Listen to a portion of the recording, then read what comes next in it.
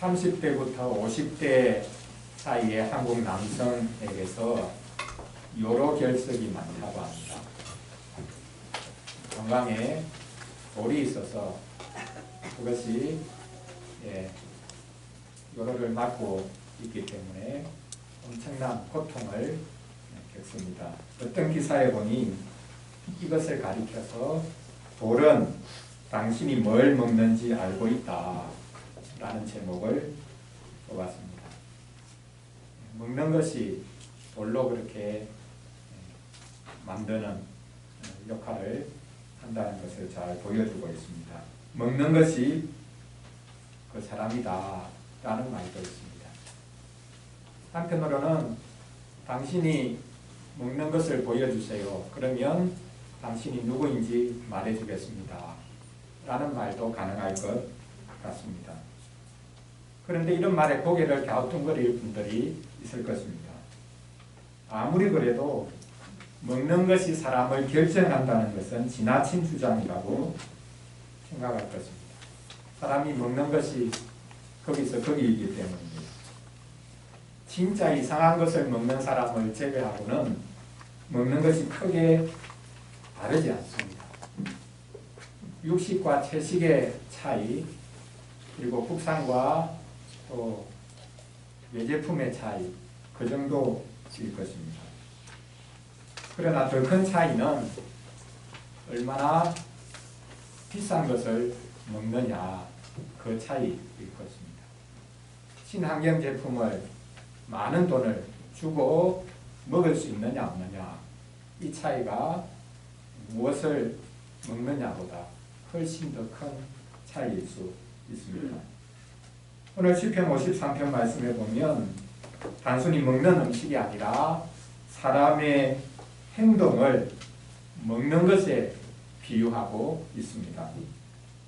사람이 어떻게 행동하냐 하는 것이 곧 음식으로 무엇을 먹고 있느냐라는 방식으로 오늘 시편이 말씀을 하고 있습니다. 어떻게 행동하는지를 보면 그 사람이 무엇을 음식으로 삼고 있느냐라는 것을 보여준다는 말입니다. 사람이 어떠하냐 하는 것은 그 사람이 먹는 것처럼 행동하는 것을 통해 드러납니다. 먹는 것이 사람을 만들지만 사람이 먹는 것을 만들어가고 있다라고도 말할 수 있습니다.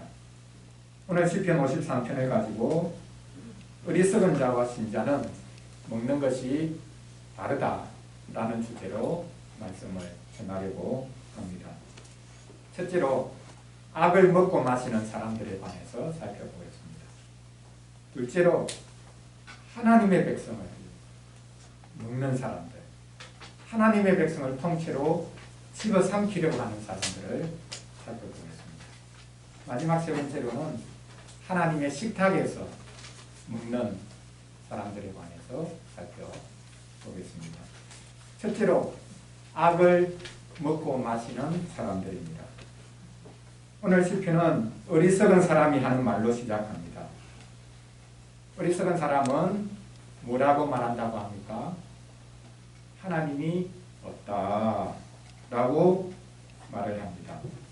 그런데 1절에 보면 이 말은 어리석은 자가 입 밖으로 내기도 하겠지만 마음으로 하는 말이다 라고 언급하고 있습니다.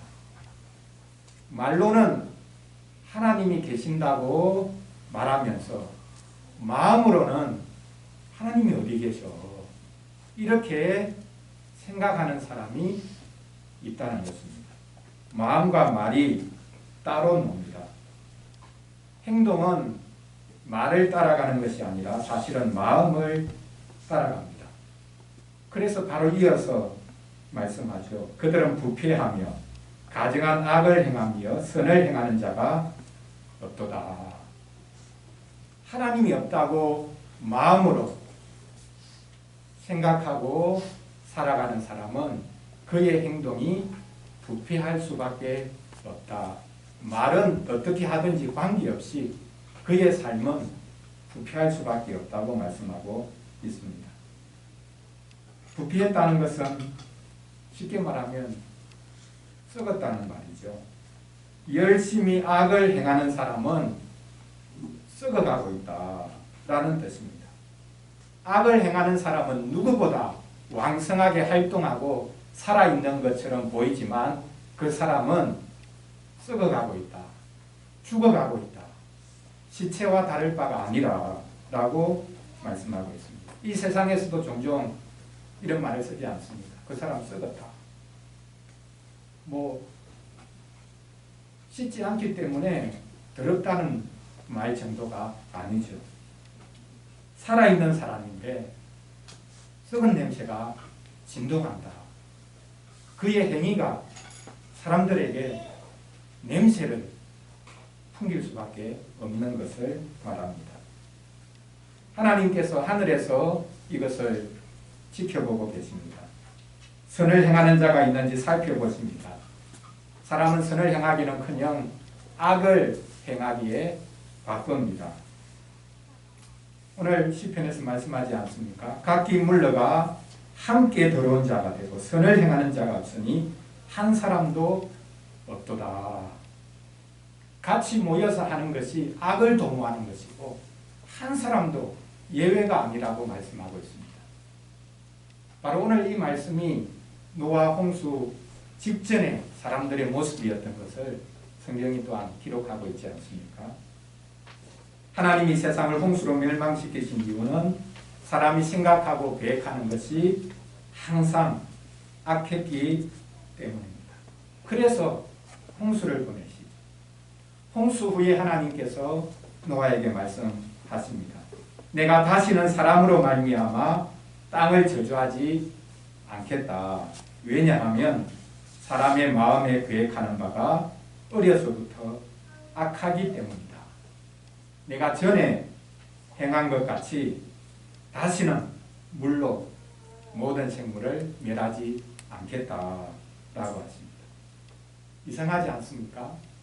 사람이 생각하고 행하는 모든 것이 악하기 때문에 홍수를 보내셨습니다. 근데 홍수를 보내시고 난 다음에 하나님께서 굳게 결심하십니다. 이제 내가 다시는 물로 이 세상을 심판하지 않겠다. 왜냐하면 한번 홍수 겪고 나니까 사람들의 마음이 바뀌지 않았겠냐. 그런 기대 때문이 아니라 사람이 생각하고 행하는 모든 것이 어려서부터 악하기 때문에 이제는 다시 물로 심판하지 않겠다. 모든 것이 악하기 때문에 물로 심판하셔놓고 그 다음에는 모든 것이 악하기 때문에 이제는 물로 심판하지 않겠다.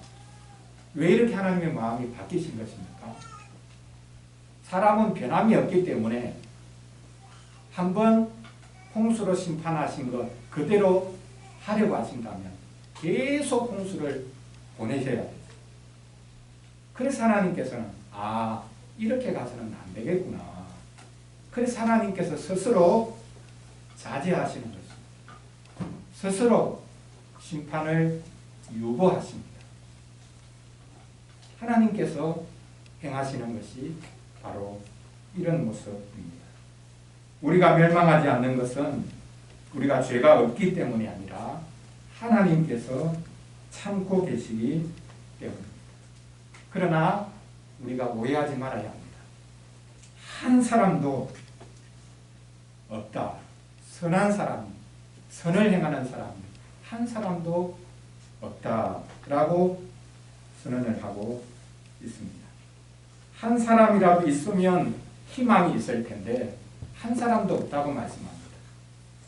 성경은 싹을 완전히 잘라버립니다. 희망의 근거를 잘라버립니다. 하나님이 없다고 생각하고 온갖 악을 먹고 마시는 사람들 대부분이 다 그럴 뿐만 아니라 한 사람도 예외가 아니라 한 사람도 예외가 아니라면 여기에 누가 포함되겠습니까? 종교인들도 다 포함됩니다. 그래서 로마서 3장 9절부터의 말씀을 보면 바로 오늘 시편을 인용하고 있습니다. 오늘 시편 인용하기 바로 직전에 하는 말씀이 무엇이냐면요. 그러면 어떠하냐? 우리는 나으냐? 우리는 낫냐? 이방인이 온갖 악을 행하는데 유대인인 우리, 하나님의 백성인 우리는 좀 나으냐? 결코 아니라. 유대인이나 헬라인이나 다 죄 아래 있다고 우리가 이미 선언하였느니라. 이 말씀을 하고 난 다음에 사도 바울은 기록된 바라고 하면서 오늘 시편 53편을 인용합니다. 하나님의 백성이라고 하는 유대인들도 다 죄 아래 있다는 것입니다. 율법을 자랑하는 유대인들이 오히려 더 죄를 많이 짓는다는 것. 이게 우리 기독교인들도 예외가 아닐 수 있습니다.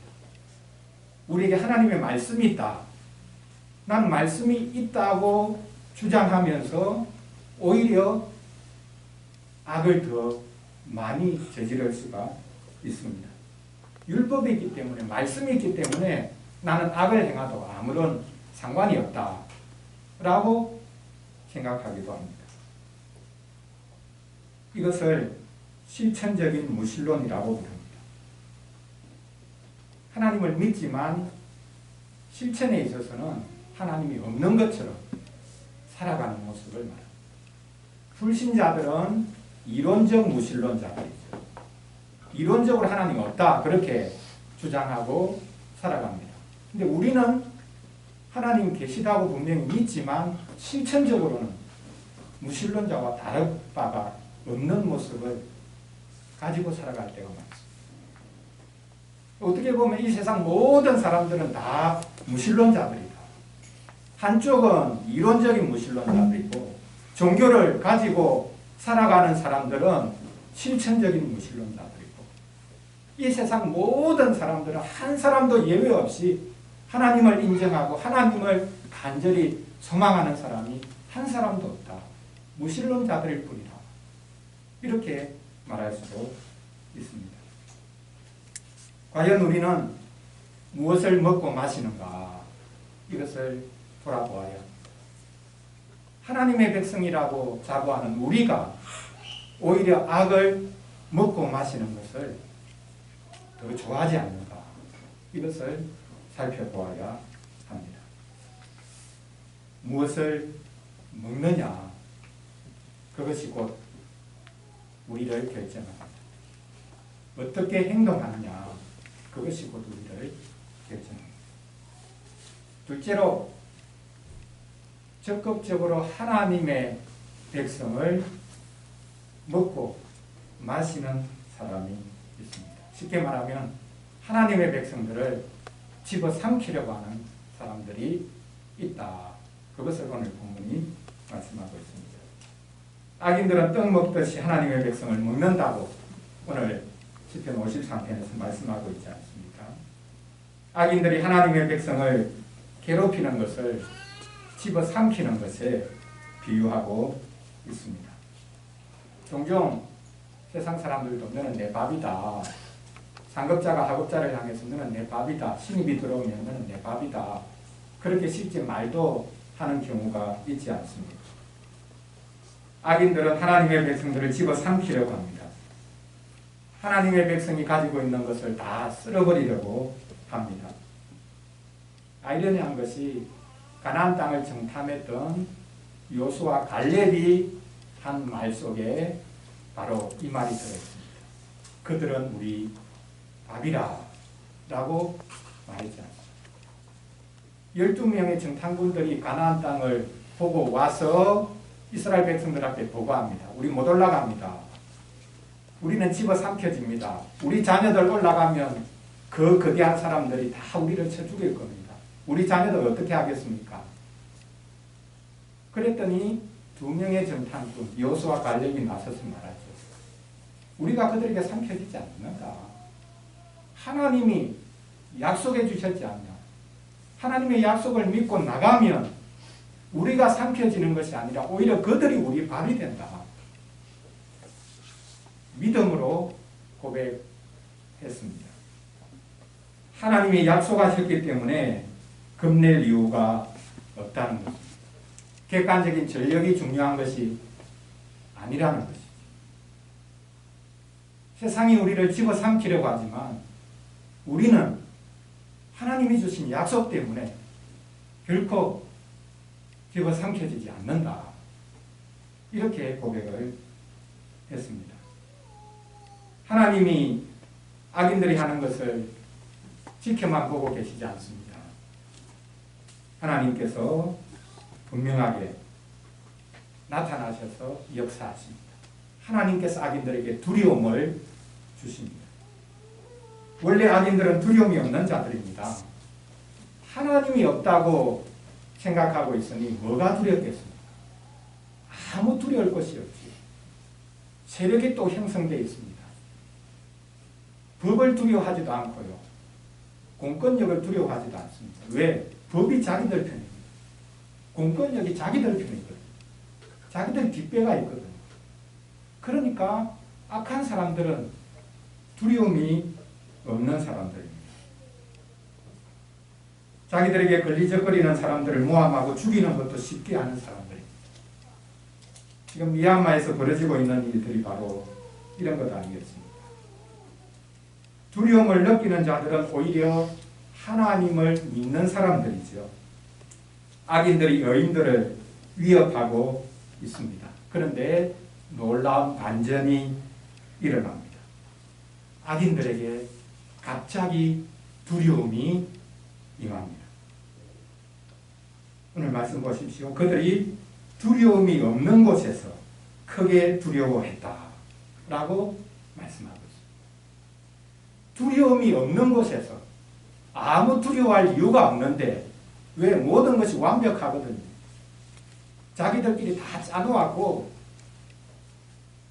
의인들을, 하나님의 백성들을 공격하고 괴롭히고 그들을 죽이려고 하는 것이 철저하게 자기들의 계획대로 진행이 되고 있습니다. 아무런 두려움이 없는 상태죠. 그런데 두려워할 것이 없는 그곳에서 두려움이 임했다고 말씀하고 있습니다. 하나님께서 친히 개입하셔서 생기는 두려움. 하나님의 백성들이 힘을 가졌기 때문에 악한 자들이 두려워하는 것이 아니라 하나님의 백성들은 여전히 소수고 그들은 오히려 공격을 받고 있는 입장인데 하나님께서 친히 개입하셔서 일어나게 되는 두려움, 그것을 말씀하고 있습니다. 모두가 악인들 편에 서려고 하는데 오직 한 분은 다르십니다. 하나님은 악인들을 버리셨습니다. 하나님이 그들을 버리셨으므로 내가 그들에게 수치를 당하게 하였도다.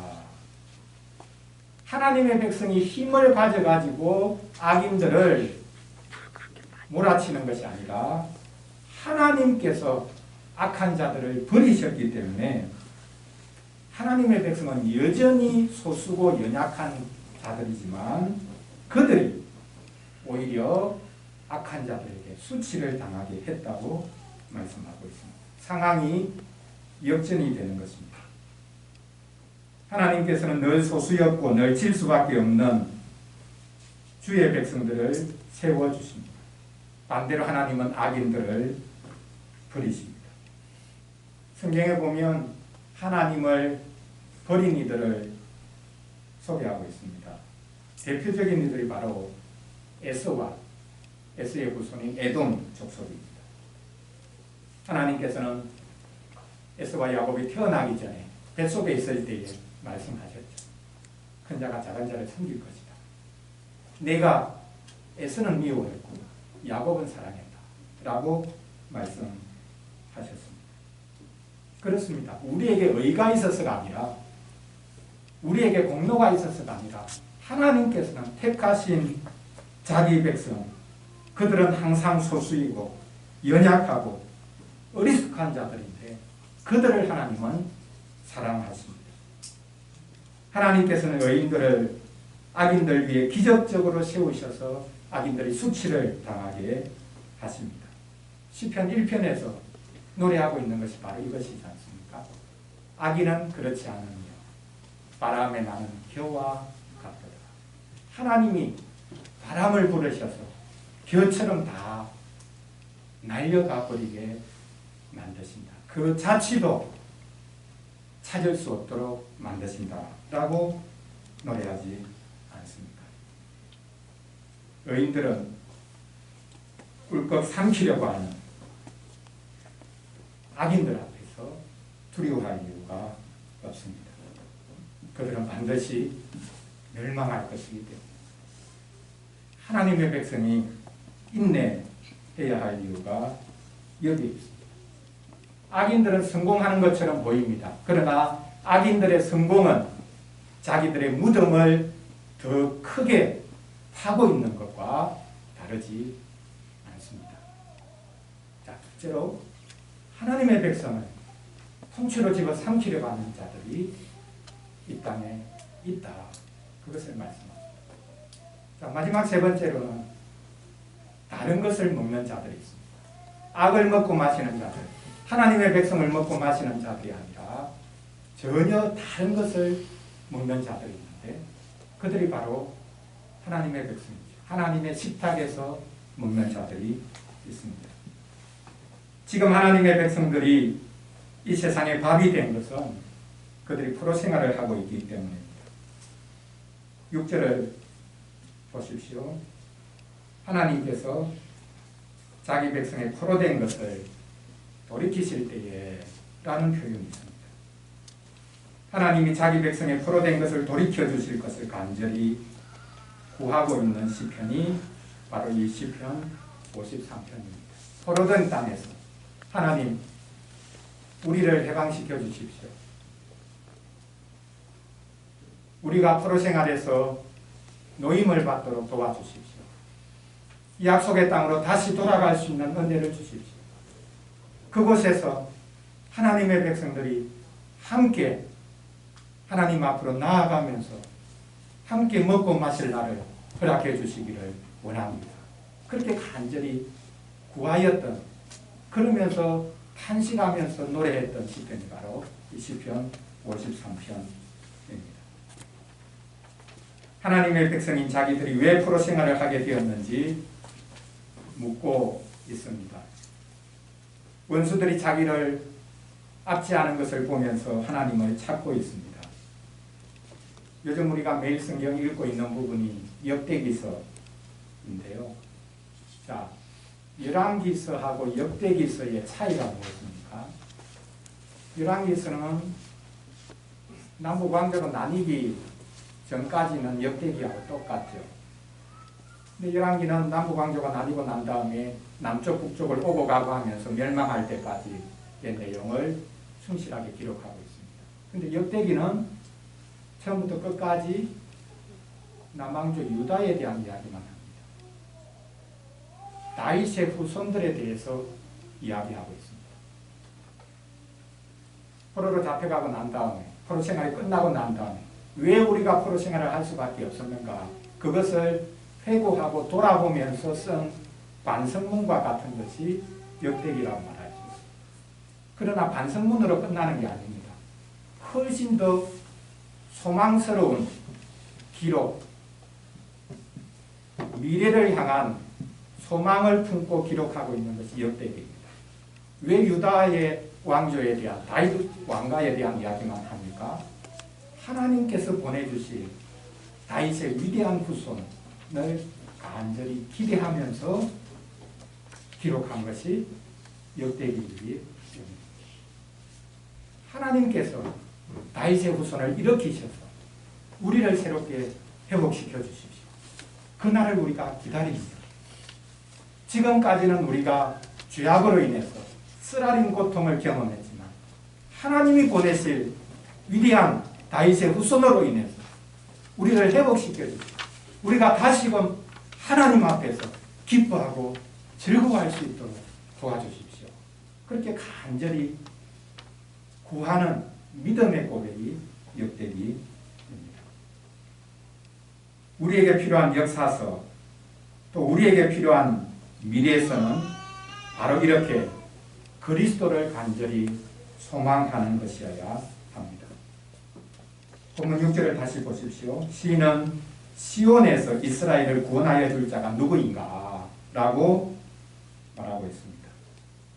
의문문으로 번역했기 때문에 누가 이스라엘을 구원해 줄지 모르겠다라고 하는 것 같은데 아닙니다. 이 문장은 이스라엘의 구원이 시온에서 나오기를 원합니다. 라는 감탄문입니다. 이스라엘의 구원이 시온에서 나오기를 원합니다. 그 시온이 어디입니까? 시온 산성 예루살렘이죠. 성전을 가리키고 있습니다. 성전이 파괴되었습니다. 포로 생활하고 있습니다. 하나님의 백성들이 포로된 땅에서 다시금 하나님 앞에 나아갈 수 있는 날을 기대하고 있습니다. 성전이 새롭게 지어질 날을 기대하고 있습니다. 그래서 이스라엘의 구원이 시온에서 나오기를 바란다고 노래하고 있습니다. 하나님의 백성들이 함께 성전으로 올라갈 날을 기다리고 있습니다. 왜 그 날을 기다립니까? 성전이 다시 지어지면 하나님의 백성들이 그 성전으로 모여서 함께 먹고 마실 수 있기 때문입니다. 자기 혼자 먹고 마시는 것이 아니라 하나님의 백성들이 함께 먹고 마실 수 있는 날을 간절히 기다리고 있는 것입니다. 혼자서는 뭐든지 먹고 마실 수 있고 이방 땅에서도 자기 혼자 뭐든지 먹고 마실 수 있습니다. 그러나 함께 하나님의 백성들이 하나님께 나아가고 함께 먹고 마시는 그 은혜를 지금 간절히 구하고 있습니다. 시인은 하나님의 백성들과 함께 약속의 땅으로 돌아가기를 간절히 바라고 있습니다. 그의 가장 큰 기쁨은 하나님의 백성과 함께 먹고 마시는 것입니다. 오늘 우리가 참여하는 이 성찬식이 바로 하나님의 백성들과 함께 먹고 마시는 것입니다. 아무것도 아닌 이 성찬식이 우리가 가장 바라는 것이고 가장 크게 기뻐해야 할 것입니다. 명사들이 우리를 초청해서 그 식탁에 앉는 것보다 훨씬 더 영광스러운 자리가 바로 주님의 식탁에 우리가 둘러 앉아서 먹고 마시는 것입니다. 우리가 작은 빵 조각 하나, 작은 장 하나 그것밖에 받지 않습니다. 너무나 작은 것이지만 그 빵이 빵 조각 그리고 그 장 하나가 바로 그리스도의 몸과 피입니다. 성찬은 죽으신 그리스도를 기념하는 식탁이 아닙니다. 성찬상은 살아나신 분이 친히 우리에게 베푸시는 식탁입니다. 이 상에서 먹고 마시는 사람들은 영원히 살 수가 있습니다. 성찬상에서 먹고 마신 사람은 코로나의 위협도 겁낼 이유가 없습니다. 이 상에서 먹고 마신 사람은 영원히 살 것이기 때문입니다. 우리는 하나님의 식탁에서 먹고 마시고 살아갑니다. 사랑하는 성도 여러분, 여러분은 주로 뭘 먹습니까? 기독교인은 겉으로 보면 세상 사람들과 하나도 다르지 않은 것을 먹고 마십니다.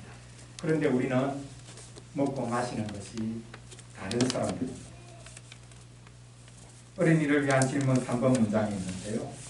기독교인은 어떤 상에서 먹기에 먹는 것이 다르다.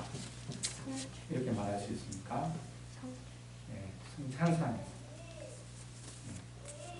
우리는 성찬상에서 먹고 마시기 때문에 그 성찬상에서 먹고 마시는 것은 세상에서 우리가 평상시에 먹고 마시는 것하고 하나도 다르지 않죠. 빵 조각 하나, 작은 잔 하나, 특별한 게 아니죠. 그러나 우리는 특별한 음식을 먹는다. 왜? 그리스도를 먹고 마시기 때문입니다. 우리는 하늘 양식을 먹습니다.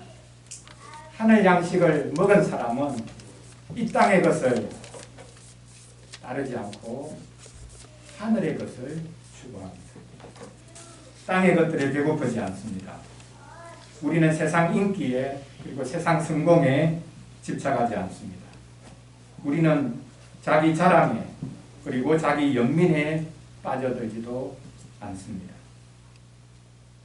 먹은 것이 다르기 때문에 먹은 대로 우리는 살아가게 될 것입니다. 뭘 먹었는지가 이제 우리의 삶으로 분명하게 드러날 것입니다. 이제부터 이 상에서 먹고 마신 우리가 무엇을 나타내며 살지를 이 세상이 보게 될 것입니다. 그리스도를 나타내는 삶을 우리가 살아갈 수 있기를 간절히 바랍니다. 기도하겠습니다. 하나님 아버지, 저희들은 먹는 것에 신경을 씁니다. 먹지 않고서는 살아갈 수 없는 인생이기 때문입니다. 먹는 것이 가장 큰 즐거움입니다. 그런데 사람들은 음식뿐만이 아니라 늘 악을 먹고 마십니다. 악인들이 하나님의 백성을 집어삼키려고 합니다. 그것을 더 큰 즐거움으로 생각합니다. 우리는 그들의 악에 동참하지 않고 오히려 주님으로 기뻐합니다. 우리는 주님이 베푸시는 양식을 먹고 마시면서 사는 사람들입니다. 오늘 주의 식탁에서 저희들이 먹고 마실 것이니 주님처럼 자신을 내어주는 삶을 살도록 도와주시옵소서. 하나님이 없다고 주장하면서 오직 나뿐이라고 주장하는 사람들이 넘쳐나고 있습니다. 우리는 하나님이 계신다고 말하면서 하나님의 백성들과 함께 기뻐하며 살아가도록 도와주시옵소서. 하늘 양식을 늘 먹고 마셨고 자신을 온전히 양식으로 내어주시는 우리 주 예수 그리스도 이름으로 기도합니다.